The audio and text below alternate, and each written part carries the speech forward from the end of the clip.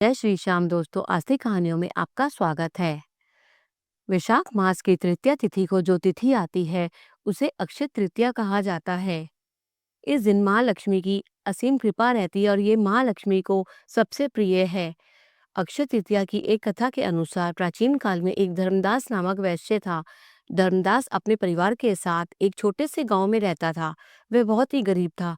वह हमेशा अपने परिवार के भरण पोषण के लिए चिंतित रहता था। उसके परिवार में कई सदस्य थे।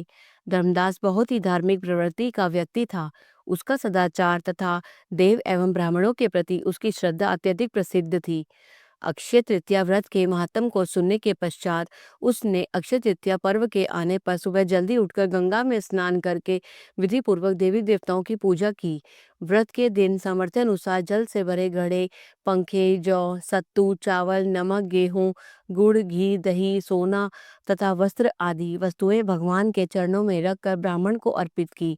यह सब दान देखकर धर्मदास के परिवार वाले तथा उसकी पत्नी ने उसे रोकने की कोशिश की। उन्होंने कहा कि अगर धर्मदास इतना सब कुछ दान में दे देगा तो उसके परिवार का पालन पोषण कैसे होगा।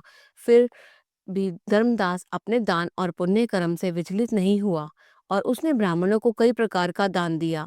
उसके जीवन में जब भी अक्षय तृतीया का पावन पर्व आया, प्रत्येक बार धर्मदास ने विधि से इस दिन पूजा एवं दान आदि कर्म किया।